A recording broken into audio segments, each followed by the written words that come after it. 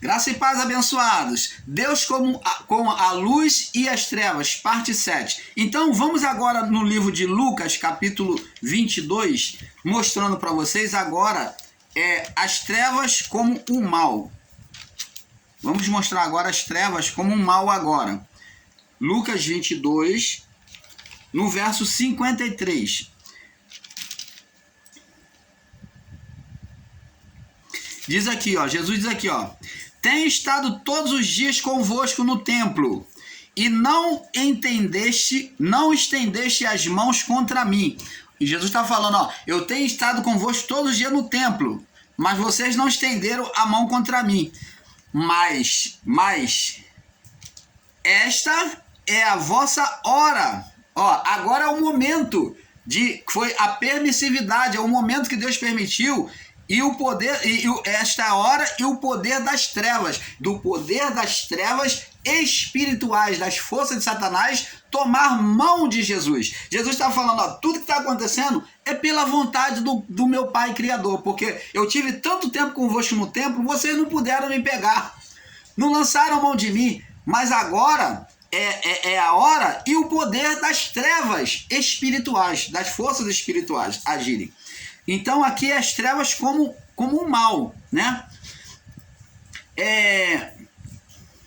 Agora, abençoados,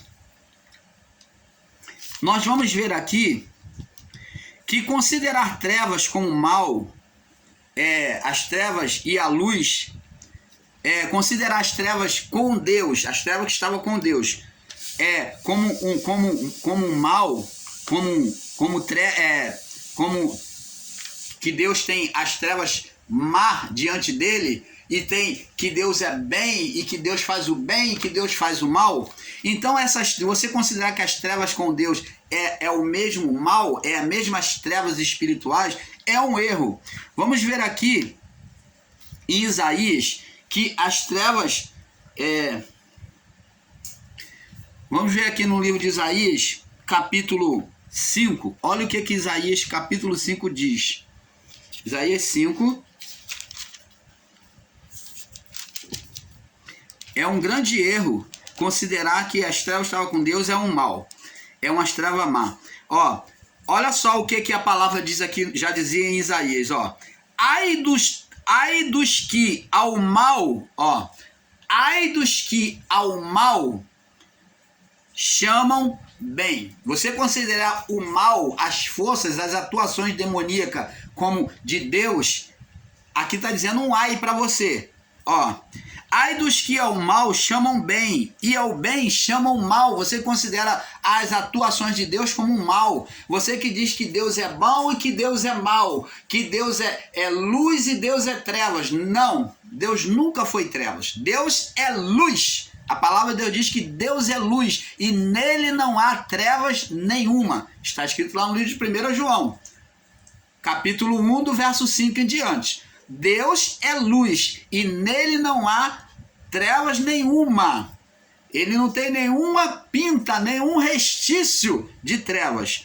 Então diz aqui, ó, considerar Deus como mal é um erro, é uma ofensa, é você desconhecer o seu próprio Criador. Mas ai dos que ao mal chamam bem e ao bem chamam mal, que fazem das trevas, ó, confundem, ó, fazem das trevas, consideram as trevas como algo bom. Você que diz que as trevas é bom, as trevas espirituais, considerando que todas as trevas são a mesma coisa. Dos que fazem das trevas luz e da luz considera Deus, que é luz, como trevas. E faz do amargo doce, do doce amargo. Então, tá vendo aí, abençoado? Vamos ver agora no livro de Provérbio, também, aqui ainda em Provérbio, no capítulo 20, Provérbio 20, as pessoas elas confundem e misturam as coisas. Esse é o grande equívoco, a literalização. É o grande problema dos ensinos, do entendimento de muitas pessoas. Diz aqui, Provérbio 20, 25.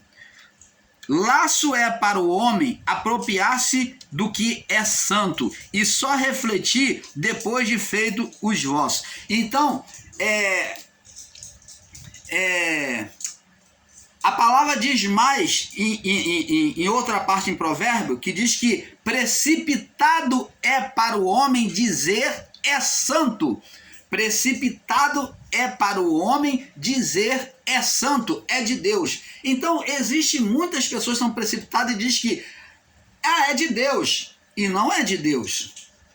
As decisões do homem, presta atenção, as decisões do homem, quem toma é o homem. Se o irmão Paulo tomar uma decisão errada, o irmão Paulo vai pagar o preço daquilo que ele semeou, da escolha, das nossas escolhas. Cada um de nós fazemos as decisões. Deus não toma decisão pelo homem, porém, ele é soberano e ele participa da criação, mas não das decisões. As decisões são do homem. Se o irmão Paulo clama a Deus, pede a direção de Deus, espera a direção de Deus, o sinal de Deus, Deus vai se manifestar dentro do tempo dele para o irmão Paulo e vai direcionar. Mas se o irmão Paulo é precipitado, ele peca.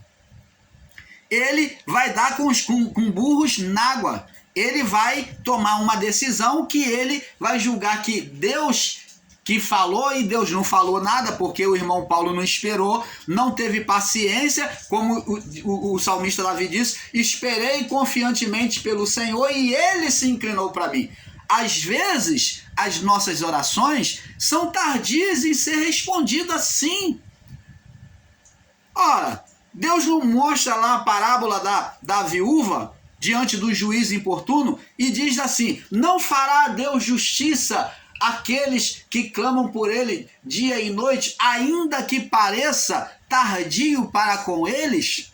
Ainda que pareça tardio ao homem, parece que Deus está demorando, mas Deus sabe o tempo e o momento, o que é bom para nós. E se nós tomarmos a frente? Vamos fazer, mas vamos quebrar a cara. Aí cumpre-se a palavra lá do Salmo 127. Se o Senhor não edificar a casa, em vão edifica os seus edificadores. Se o Senhor não guardar a cidade, em vão vigia o sentinela. Inútil vos será levantar de madrugada, trabalhar à tarde e à tarde comer o pão de sofrimento. Aos seus amados, aqueles que se sujeitam, aos que buscam a direção de Deus, ele dá enquanto dorme. Aquele que está vivendo sob a direção de Deus, enquanto dorme, Deus dá. Deus não deu a Adão, a mulher, quando viu que ele lá estava dando nome aos animais e Adão desejava ter também uma companheira. Quando Adão dormia, Deus não viu o desejo do coração dele e colocou uma mulher ao lado de Adão quando ele acordou? Formou. Então, na sujeição a Deus, quando estivermos vivendo a fidelidade com Deus, todos os desejos do nosso coração, ele vai satisfazer. Aí cumpre-se a palavra que diz, agrada-te do Senhor e ele satisfará os desejos. Ora, não precisa pedir. Não precisa pedir. Agrada-te do Senhor e eu não preciso nem abrir a boca, mas ele vai satisfazer o desejo do meu coração. Igual ele satisfez o desejo do Adão perfeito, no seu estado perfeito, desejando uma mulher. Enquanto ele dormia, Deus fez o sono dele ficar pesado, teve um sono pesado, né? Enquanto ele dormia, Deus fez ele ter um sono pesado a ponto de tirar uma costela dele e ele não perceber, e no outro dia está uma mulher lá do lado dele. Então, agrada-te do Senhor e ele satisfará. Ali Adão estava perfeito, estava agradando a Deus. E Deus vivia nessa comunhão com Adão, porque ele estava perfeito. Agrada-te do Senhor e ele satisfará os desejos do teu coração. E Jesus diz mais, buscar em primeiro lugar o reino de Deus e a sua justiça. Buscar e agradar a Deus, o reino de Deus entrar dentro de você, agradar o Pai, o Criador, e a sua justiça, viver a justiça, a palavra de Deus, e todas as coisas vos serão o quê? Você vai pedir? Você vai viver pedindo? Não! Aí está interligado com a palavra agrada-te do Senhor e ele satisfará o desejo. Então diz assim, e todas as coisas vos serão acrescentadas. Vai vir sobre a vida daquele que vive uma vida em comunhão com o Criador de maneira perfeita. Você está entendendo, abençoado? O que é que desenha? Então, no desejo do homem fiel, surge a vontade manifesta de Deus. Deus nunca tomou decisão. Se o irmão Paulo quer comprar um carro, o irmão Paulo vai comprar um carro. Quantas das vezes Deus até tenta criar situações para impedir e o homem é teimoso e compra? Às vezes acontece coisas, trajetória na vida do homem, que o homem às vezes atribui o mal ao que é bem. Às vezes é impedimento do irmão Paulo ter um carro e o irmão Paulo está amarrando. Não, está amarrado, é o diabo. E, diabo, você não vai me vencer, mas eu vou ter um carro. Mas Deus sabe, Deus conhece, Deus não está ali permitindo aquela situação. Mas o cidadão, a cidadã, o irmãozinho, a irmãzinha, é teimoso e vai e faz a todo custo para ter. Aí adquire o carro e ele, naquela empolgação, depois de um tempo, vai bate com o carro e se estraçalha todo e vai mais cedo. Ele vai subir mais cedo. Ele tem a sua vida retirada por causa do quê? Da teimosia. Foi a vontade de Deus dele ser retirado da vida? Não. A vontade de Deus é que o homem viva o mais tempo possível, amado. Porque os homens no passado viveram 900 anos, 1000 anos, 1200 anos, até tiveram homens que viveram. E como é que é a vontade de Deus no homem morrer cedo? Não. Mas o homem que precipita a sua vida. A sua vida do corpo, quem tem que cuidar é você. O irmão Paulo que é responsável por esse tabernáculo, esse véu que é o corpo físico. Nós é que tomamos decisões, até por atravessar uma rua. Se você não tomar a decisão correta, você vai mais cedo. E essa foi a vontade de Deus? Não. Não foi Deus que fez, mas Deus permite na legalidade, na autoridade de decisão dada ao homem. No direito, na liberdade de escolha. Ele deu desde o início da criação, Adão e a sua mulher, de escolher obedecer ou não. Então, essa legalidade, essa liberdade de escolha foi concedida a nós. A hora que o irmão Paulo quiser tirar a sua vida, ele pode tirar, eu posso tirar. Como qualquer pessoa que se suicida. E a pessoa se suicidou, foi vontade de Deus? Não. Nunca foi vontade de Deus. É decisão, é liberdade. É um Deus que dá liberdade a você de viver, de você determinar o tempo da sua vida, de você conduzir a sua vida. Deus não leva ninguém no cabresto, meu irmão, minha irmã. Deus não leva ninguém no cabresto. Ele dá liberdade. Isto é o amor. Como Paulo ensinou lá, disse, o amor não se ufana, não se porta com indecência. O amor tudo crê, tudo espera. O amor tudo suporta. O amor não se comporta com inconveniência. O amor, ele acredita em nós. Este é o amor de Deus que nos dá liberdade. Mesmo sabendo que os nossos caminhos, como diz a palavra, há caminhos ao homem que parece ser bom. Então, o que está dizendo? Que é a escolha do homem, que é a escolha nossa, parece ser bom, mas o seu fim são caminhos de morte. Mas o fim, quem é que vai trazer a morte? É Deus? Não! O homem que vai para a morte. Ele que escolhe ir para a morte. Você está entendendo? Esse é o Deus que nos dá liberdade no seu amor, de escolhermos, de vivermos esta vida. Você deve cuidar do seu tabernáculo, do seu corpo.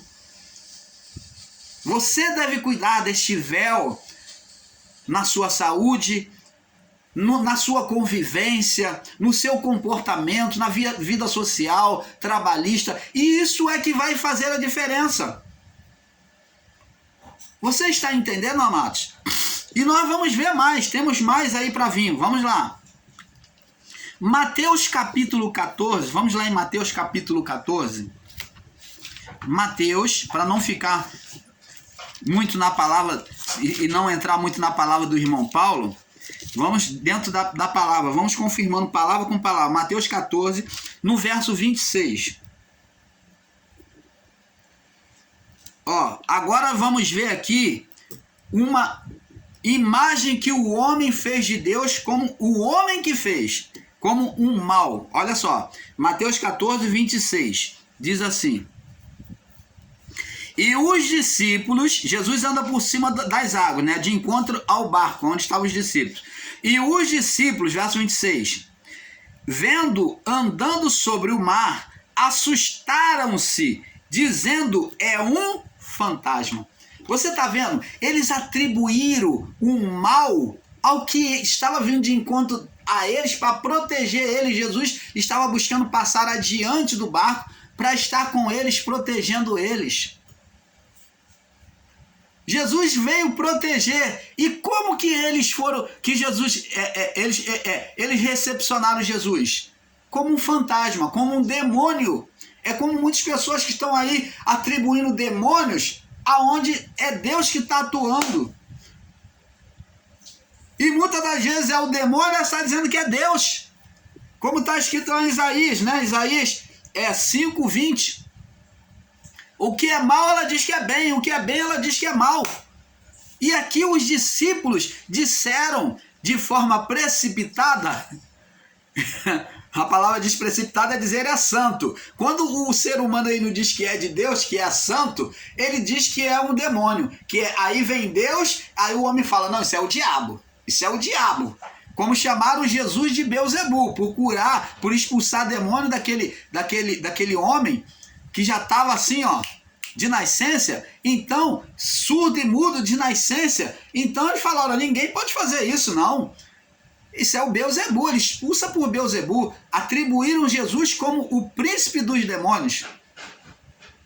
E aqui, os discípulos viram ao longe Jesus caminhando e eles viram no seu entendimento Jesus como um fantasma, como um demônio, como um mal.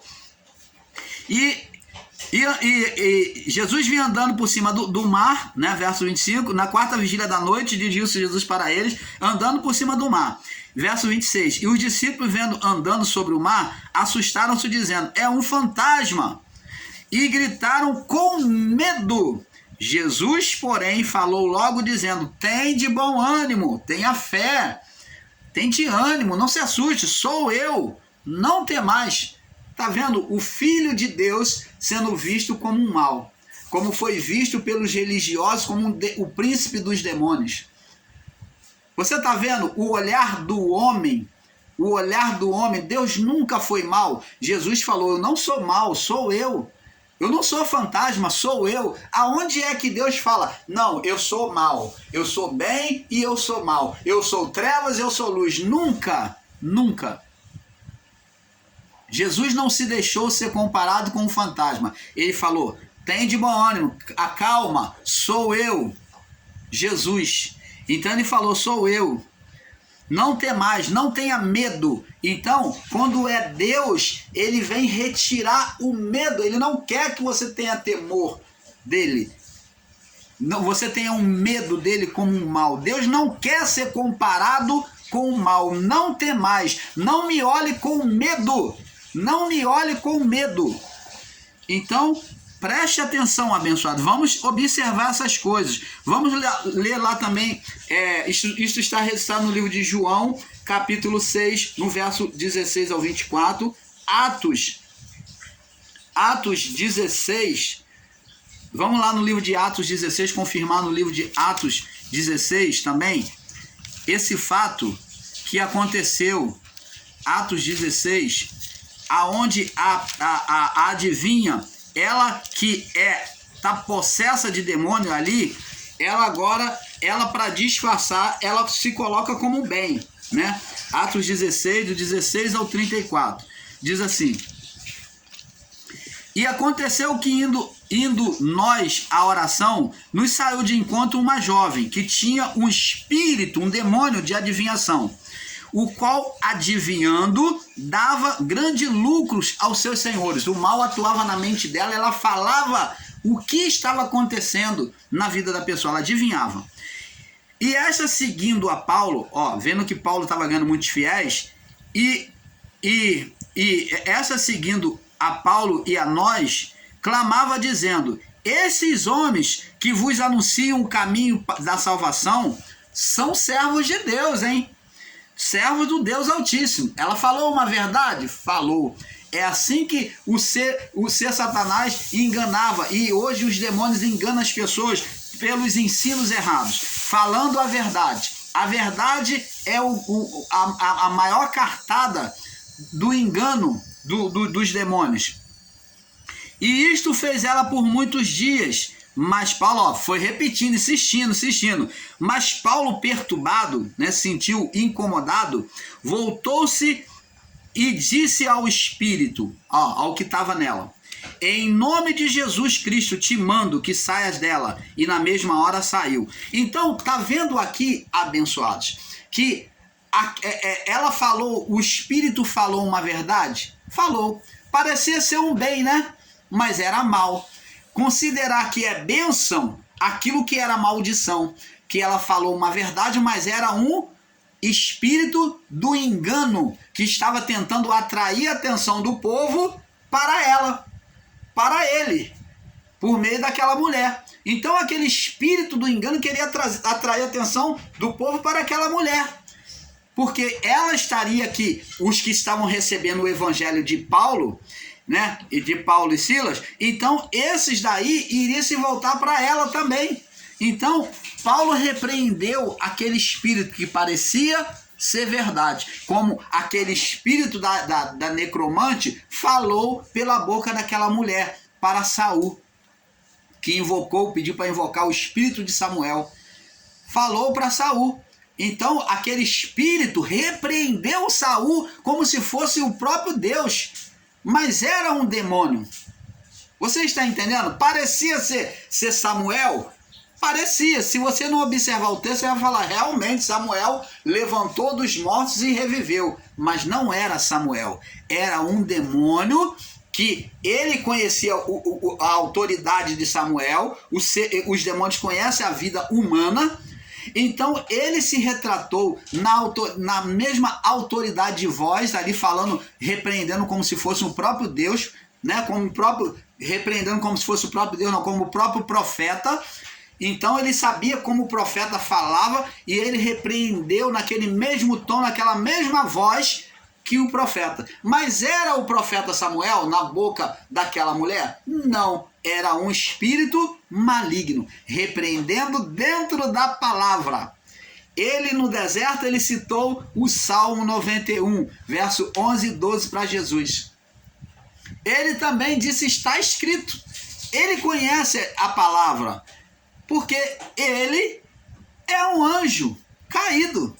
Ele conhece as escrituras. Ele habitava também, atuava dentro do templo. Nós vemos lá a mulher que andava encurvada, vemos lá um homem que estava lá no templo e de repente assistindo lá o culto, lá cultuando a Deus, ouvindo a palavra, e quando Jesus estava lá ensinando, de repente esse homem foi tomado por uma possessão. Por quê? Os demônios não resistiram e se manifestaram. E existem irmãos aí em graça que diz que só se manifesta demônio nos templos.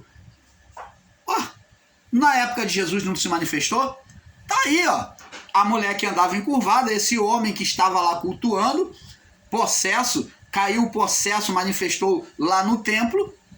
Na época de Jesus também houve. Então, meu irmão, minha irmã, não vem com literalismo, tentando reprovar, tentando dizer que só dentro das igrejas que manifesta demônios, porque não, se manifesta dentro e fora. E isto mesmo aconteceu por duas vezes, nós vemos na Bíblia, que aconteceu no ministério de Jesus. que aconteceu no período de Jesus. Então, no ministério de Jesus, ele se mostra para nós que tanto no homem como na mulher que andava encurvada, chamada filha de Abraão, adoradora, ela também tinha um espírito de enfermidade nela. E Jesus expulsou aquele demônio. Então, tira o seu literalismo, o seu radicalismo, você, o Nicodemos da graça, que ensina nesse literalismo, porque manifestação acontece em qualquer lugar. Agora, de preferência, é claro, no lugar que vem ter a manifestação de Deus. Porque aonde é o ambiente deles, eles não precisam manifestar. Ora, meu amado, é uma ignorância da sua parte esperar que o demônio venha manifestar num clube de baile funk, no meio do carnaval, na praia, né? Como você diz, na praia, no cinema. Ora, isso aí não vai, porque os demônios, eles querem um ambiente, ali eles já estão num ambiente de liberdade para eles, então eles não precisam se manifestar, eles já atuam na mente. Eles já atuam na mente. O problema deles é na mente, na atuação. É pela mente que eles vivem, pela faculdade humana que eles se manifestam neste mundo. Agora, diante do poder de Deus, quando eles chegam diante de uma pessoa endemoniada, que tem um demônio dentro dela, estado possessivo, quando chega diante do poder de Deus, num lugar que está sendo pregado, louvando, adorando a Deus, que ele não vai resistir e ele, muitas das vezes, ele cai por terra. Então, abençoado, temos que ter esse perfeito entendimento. Agora, abençoados, temos que considerar que Deus formou as duas naturezas no homem, como já explicamos, né? As duas naturezas no homem. E o homem gerou o filho, né? O homem gerou o filho para a carne, que é o filho físico, levando a carne cativa, né? O homem gerou o filho para a carne, que é o ser Satanás. O primeiro filho foi espiritual do homem.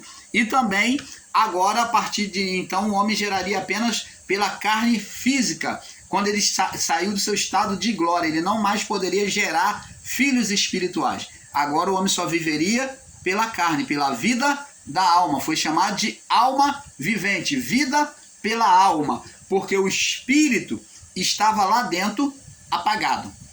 O espírito estava apagado. Então, por isso que o homem foi chamado de alma vivente. Vivendo só pelo corpo, alma. Mas, irmão Paulo, não há vida sem o espírito. Verdade, o espírito que dava a vida, deu a vida. Mas ele, em relação à comunhão com Deus, acesso aos céus, ele não tinha diretamente.